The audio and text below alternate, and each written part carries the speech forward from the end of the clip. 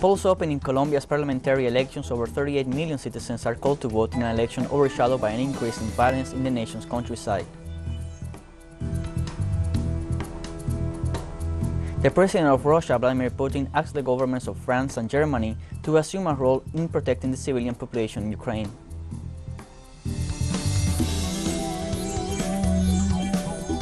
Venezuela strengthened its strategic ties with various nations during the second Antalya diplomatic forum held in Turkey.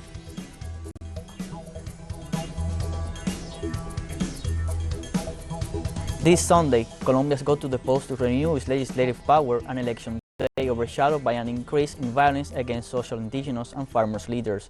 In the first election of 2022, the country will elect the new composition of the National Congress, as well as the candidates from different political factions running to the first presidential round on May 29th. In view of this scenario, several sectors of civil society denounced the lack of security guarantees, as well as an increase in persecution and violence against social leaders. Due to these acts of violence, 17 aspirants to occupy one of the seats representing the victims of the armed conflict known as peace seats resigned from their candidacy. 38 million citizens are called to exercise their right to vote. Over the week ahead of the elections, Colombian politicians and electoral authorities denounced several irregularities at polling stations abroad.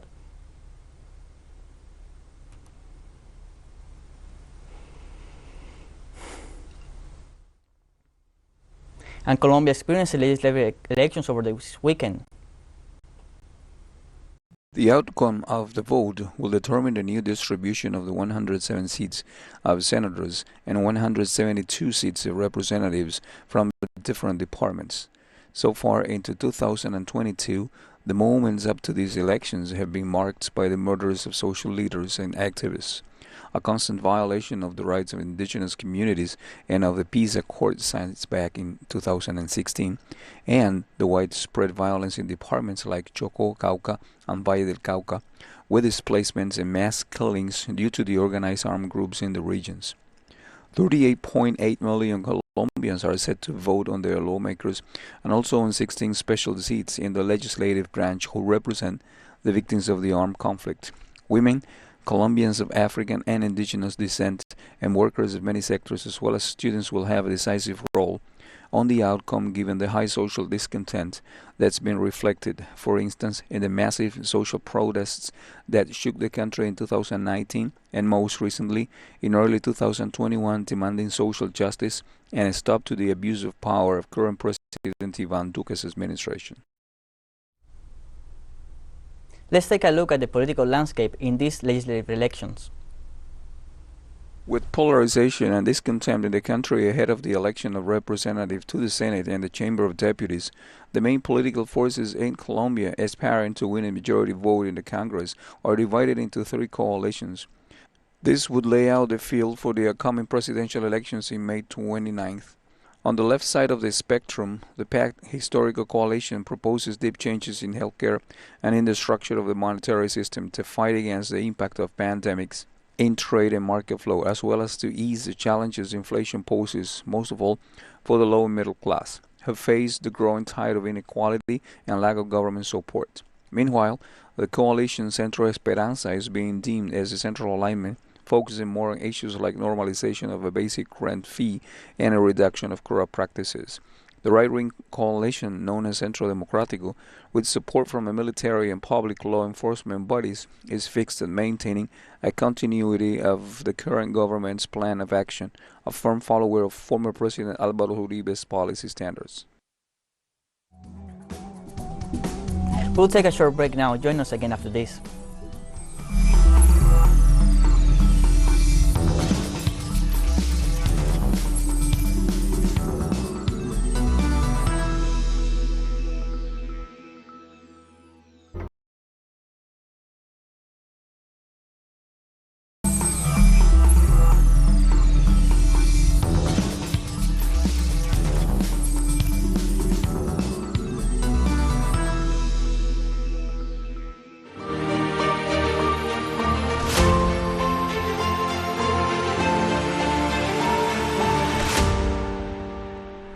Welcome back to From the South. The president of Russia, Vladimir Putin, asked the governments of France and Germany to assume a role in protecting the civilian population in Ukraine.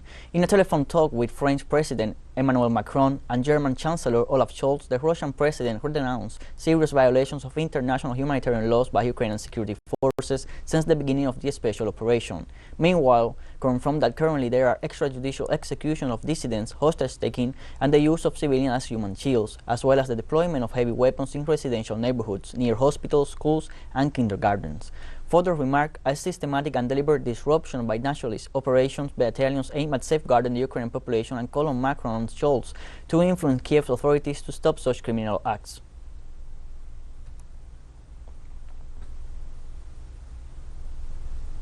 In Ukraine, President Volodymyr Zelensky stated that he is ready to start negotiations with Russia and emphasized the need to receive security guarantees. During a press release, Zelensky reiterated his hope that the peace process will begin to be put into practice and will not remain only words. He also stressed that Kiev needs security guarantees in spite of the fact that Russia had previously been denied such requests by the US to prevent NATO expansion. He also reported that he asked Israeli Prime Minister Naftali Bennett to hold talks with Russia and Jerusalem, since the rounds of talks between Russia and Ukraine have already been held in Belarus.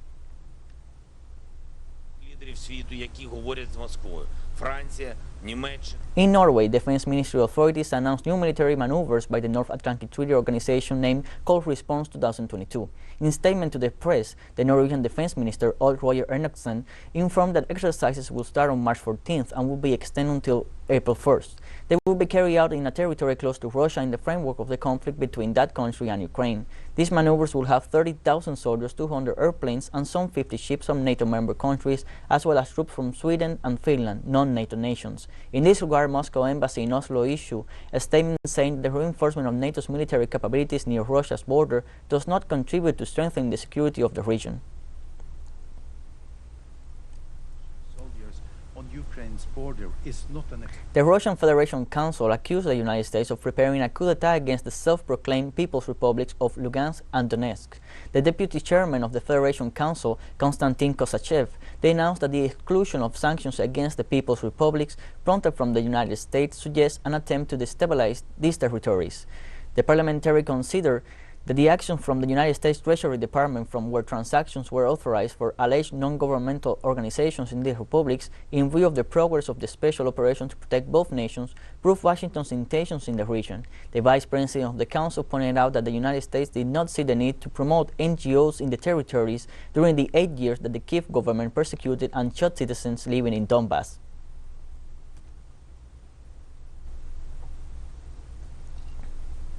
The U.S. reported that it is enabling new logistical and administrative channels to expedite arms shipments to Ukraine and other European nations. Pentagon spokesman John Kirby explained at a press conference that due to the growing demand for military equipment from allied countries in Europe, the Pentagon has decided to create a special team for this purpose while working on mechanisms to reduce the required bureaucratic procedures. Military analysts point out that Washington is conducting these activities simultaneously with the increase of tensions in the region to force Ukraine and other allies to take loans and buy weapons at inflationary prices.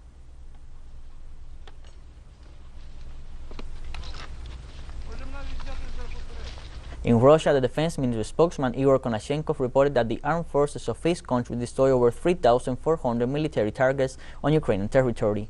The official detailed that the figures include 3 anti-aircraft missile systems, 8 command and communication centers, 5 ammunition and fuel deposits, and 78 warehouses for military equipment. In addition, they were eliminated 123 drones, as well as 1,127 tanks and armored vehicles, 150 multiple missile launchers, 423 artillery guns and mortars, and 934 units of special military vehicles. The Russian government has repeatedly stated that its military operation is aimed at the demilitarization of Ukraine and does not represent a threat to civilians.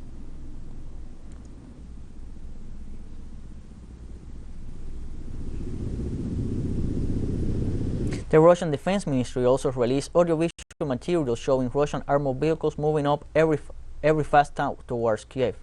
The images were shared through the ministry's official social networks. Also from Moscow, they affirmed to have advanced 26 kilometers in the last 24 hours. In the last days, the Russian army has begun its advance to surround the Ukrainian capital, both from western and eastern sides. According to the latest report from British intelligence, the Russian forces are deployed 25 kilometers from the Ukrainian capital with the aim of closing the circle around it.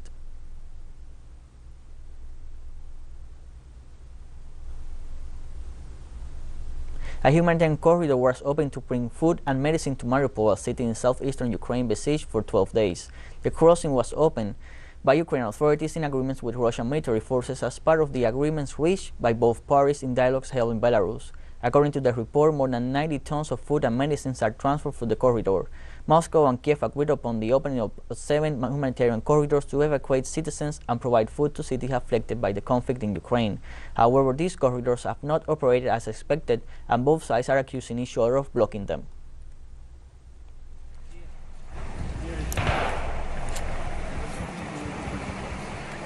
The implementation of sanctions against Moscow by the European Union brings consequences for the countries that make up the bloc. In Germany, there is concern about drastic increase in fuel prices, according to the transport sector. According to the government, more than 70% of the fuel supply in Germany is transported by trucks, mainly by medium-sized transport companies, which are the hardest hit by rising fuel prices. According to Dirk Engelhardt, spokesman for the German Federal Association for Road Transport, Logistics and Disposal, the increase in the cost of oil threatens the transport and logistic industry. He also pointed out that he considered extreme increases in fuel prices occur so quickly that some of the association's members were unable to pass on these costs, putting them at risk of insolvency.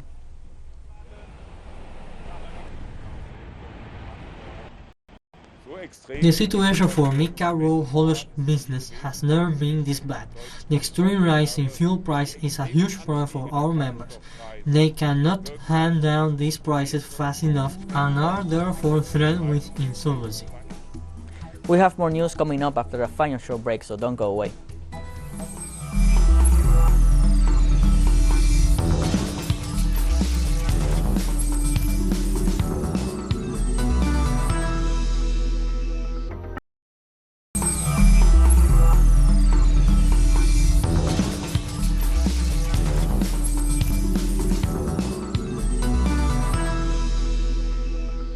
Welcome back again to From the South. Venezuela strengthened its strategic ties with various nations through the second Antalya Diplomatic Forum held in Turkey. The Venezuelan Foreign Minister Felix Plasencia, within the framework of the Venezuelan Doctrine of Peace Diplomacy, held bilateral meetings with high dignitaries from the host country and from nations such as Iran, Singapore, Somalia, and the Association of Caribbean States. The Antalya Diplomatic Forum, in its second edition, is a space conceived to think about the transformation of the diplomatic policy in the face of the new global reality. The event continues this Sunday with a broad agenda of current issues ranging from energy security and irregular migration to women's empowerment.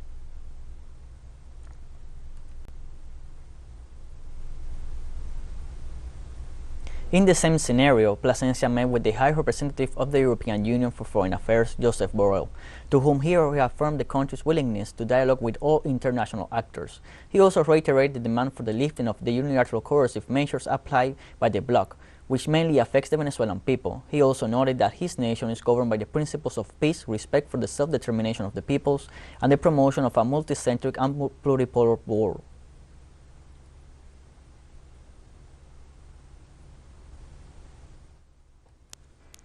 That has made it impossible, very difficult to try our priority or main product, which is oil. We are talking about the oil of Venezuela, a country that has the largest oil reserves in the world. The imposition of coercive measures by the U.S. government has decreased the Venezuelan oil production. The sanctions path can never be seen as a solution or as a measure to improve anything, but, quite the contrary, it is an imposition of harm and suffering. On energy matters, Venezuela is a historical oil producer and its oil business has been characterized by having a very important commercial relationship with a high consumption market, such as the U.S. Our oil industry was somehow designed to supply that market, and as a consequence, we see again the interest of U.S. companies and the U.S. government in getting Venezuela oil to supply them. And during the second Antalya Diplomatic Forum held in Turkey, the Venezuelan Foreign Minister Felix Plasencia held bilateral exchanges with strategic allies in which he addressed topics such as the need of integration among nations while finding common grounds and solutions to current issues. Unity to find comprehensive solutions. COVID or the COVID pandemic scenario is an example of that as well. And some of our countries have made an effort to work together. Venezuela with Cuba, for example, to facilitate access to Latin America-designed vaccines. The best should be for more integration, more unity. The platforms already exist. They were created before by our leaders, such as ALBA, TCP, CILAC, UNASUR, Petrocaribe. The International Red Cross movement warned of a humanitarian crisis in Yemen, a country where the population has been affected by the lack of food and the impossibility of receiving medical care. In a statement, the Red Cross Committee lamented that only 51% of health centers are in service after almost 8 years of war, making medical care a luxury. It also noted that more than 20 million Yemenis, out of the population of 30.5 million, lack access to basic medical care, and 16.2 million are threatened by lack of food.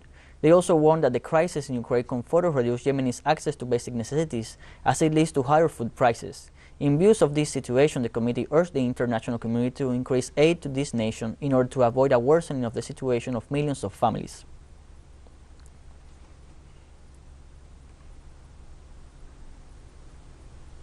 The government of Iran is moving closer to permanent membership in the Shanghai Cooperation Organization after signing the draft document in which it accepts the associated commitments. During a meeting in Tashkent, capital of Uzbekistan, the president of Iran, Ebrahim Raisi, ratified his nation's commitment to join this organization by signing the document. The Iranian president stressed that joining the multilateral organization will further develop friendly, cooperative, and mutually beneficial ties. The Islamic nation had been an observer country in the organization since 2005. However, last September 17th, the leaders of the 8 member countries initiated the process of admission of Iran, which will be completed with the signing of a memorandum of understanding in coming summit of Shanghai Cooperation Organization in Uzbekistan next September.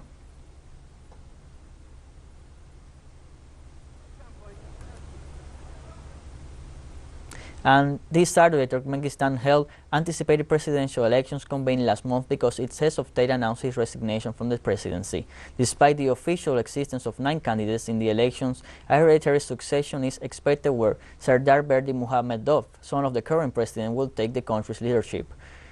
Gurbanguly Berdimuhamedov ruled this nation since 2006. He announced last month his wish to retire, but staying as president of the Senate. Serbar called his candidacy a great responsibility and vowed to follow in his father's footsteps. The candidate gained recognition as deputy foreign minister and regional governor prior to becoming deputy chairman of the ministerial cabinet and a member of the country's Security Council last year.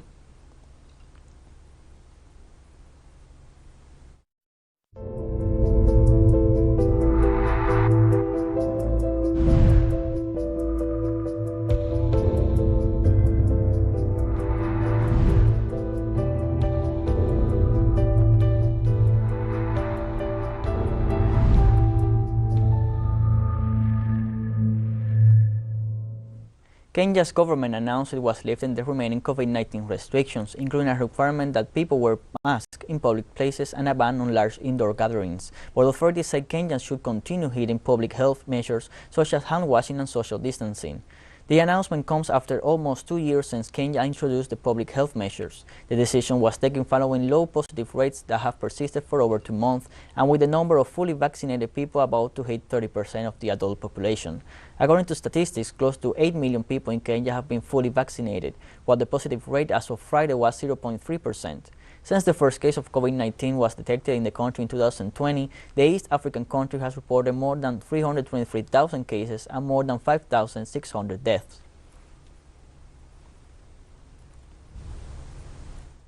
In keeping with the guidance from the World Health Organization, the Centers of Disease Control and Prevention, and the epidemiologic situation prevailing globally, the Ministry of Health has therefore revised the measures.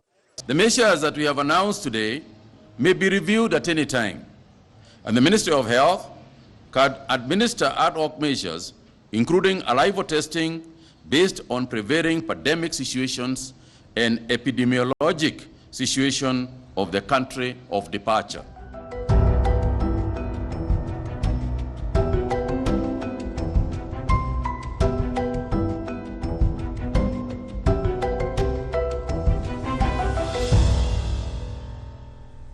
In France, citizens marched for climate and social rights. The mobilized population gathered early in the morning at the Nation Square at the French capital. The march aims to raise politicians' awareness of climate change and environmental damage. This comes amid citizens' criticisms of French presidential candidates for not having addressed these issues only 1 month before the elections. The first round of presidential elections is scheduled for April 10th, and the second one, if necessary, for the 24th of the same month.